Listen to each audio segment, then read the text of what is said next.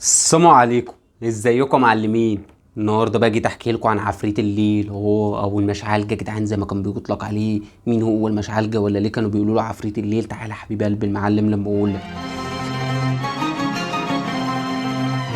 هنرجع بالزمن شويه يا جدعان، بالنسبه لكم مش بالنسبه لي انا، بالنسبه لي ده قريب يا جدعان.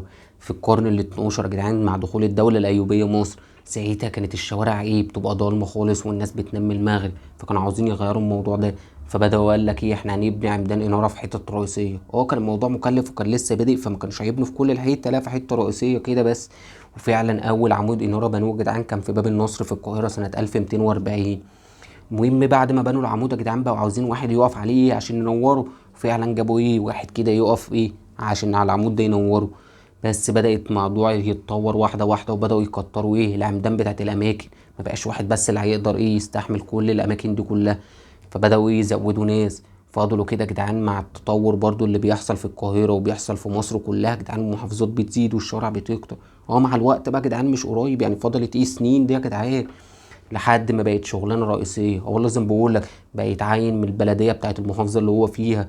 بيجيبوا شخص كده يا جدعان يبقى هو مسؤول عن عمدان النور. ساعتها كانوا بيطلق عليه بقى يا جدعان؟ المشعالجي. ما دي كانت اسم الوظيفه بتاعته. كان بيعمل بقى الراجل ده يا جدعان؟ كان بيجي كده على المغربيه، يبقى ماسك السلم بتاعه والزيت وعصايه كده فيها فتيله من فوق فيها نور ويبدأ يلف على الشوارع الرئيسية كده ينور العمدان بتاعتها. شايفك حبيب قلب المعلم اللي بتقول لي الشوارع الرئيسية بس. الشوارع الرئيسية بس، الجانبية والحتت الشعبية والناس الفقيرة دي ملناش دعوة بيها يا جدعان. هم كانوا بينوروا مع نفسيهم، احنا ملناش دعوة. احنا بننور اللي هم الرئيسي بس. اما التاني ده مش تبعنا. اسمع علينا، مش دي نقطتنا. بس الراجل بعد ما يخلص تنوير العمدان كده يا جدعان بيروح له البيت ينام له ساعتين كده برضو لحد الفجرية. ما اكيد ده هيبقى حد لازم اللي يطفيها، ما كانتش بتتطفى لوحدها. فكان بيرجع يطفي برضو العمدان دي كلها. شايفين الراجل كان مفحوط ازاي يا جدعان وطلع عينه؟ بس العيال الصغيره ما كانتش رحمه. والله لازم بقول لك، انتوا عارفين العيال المصريه الصغيره كده بتبقى راضعه تنامه. كانوا بيبداوا يلفوا وراه ويقعدوا يقولوا له عفريت الليل بسبع رجلين وعيونه سود فحم العود. والله لازم بقول لك. ليه بقى حبيب قلب المعلم؟ بسبب امهاتهم وجدادهم والكلام ده كله. كانوا بيقعدوا يعملوا لهم قصص رعب ويخوفوا العيال من النوم. العيال اللي كانت بتسهر ولا بتفضل في الشارع كانوا يقولوا في عفريت ليل هيجي يخطفك. فساعتها العيال بدأت جات لهم عقدة من النوم.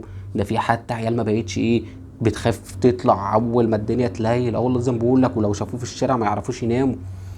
بس بقى يا جدعان فضلت الراجل الشغلانه دي موجوده كده، والراجل عايش بخير كده يا جدعان برضه، وبينور وشايف شغله لحد سنه 1865.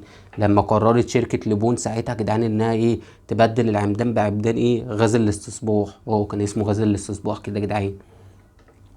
بس بقى كانت هتبدل العمدان اللي هي بتاعت النور اللي هي والزيت والكلام ده كله بغاز الاستصباح.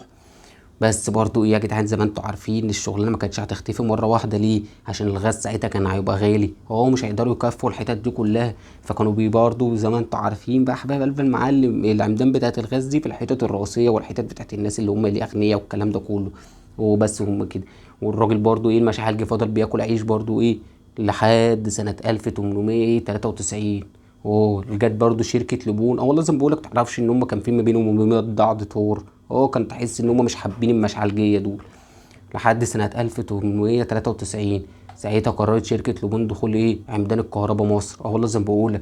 بس برضو زي ما احنا عارفين ان اي حاجه جديده بتخش بتبقى غاليه. فمش هتقدر برضو تبنيها في مصر كلها، يعني ما كانتش هتقدر تغطي الشوارع دي كلها. فبرضو بدات بالشوارع الاغنياء يا جدعان والحتت المهمه في المحافظات. فضل الموضوع كده يقل مع شغلانة المشعلجي وتختفي الكلام ده كله لحد سنة 1920 1925. ساعتها بقى القاهرة كلها واسكندرية والمحافظات بدأت العمدان الكهرباء تنتشر فيها. والله زي ما بقول لك، وبدأوا يستغنوا عن عن المشعلجي. الا يا جدعان دول لا مؤاخذة يا جدعان، دول الا بلاد الصعيد يا جدعان. في الصعيد والحتت دي والارياف والكلام ده كله بدات قعدت فتره بعد المدن اللي هي عبال ما دخلوا لها ميدان الكهرباء. ففضلت فيها برضو شغلانه المشعلجي شويه. لازم بقول لك. بس بقى حبيب قلب المعلم، وهنا عشان تعرفوا المعلم بيجيب لكم شغلانات ما شافهاش غير المعلم بس يا جدعان. وبعد كده هطور لكم يا جدعان واجيب لكم كل حاجه كانت موجوده في مصر. تنساش بقى حبيب قلب المعلم تعمل لي لايك وشير وسبسكرايب عشان نكبر قعده المعلمين. تكتب لنا في الكومنتات برضو لو انت عاوز حاجه معينه. يلا يا معلم، السلام عليكم.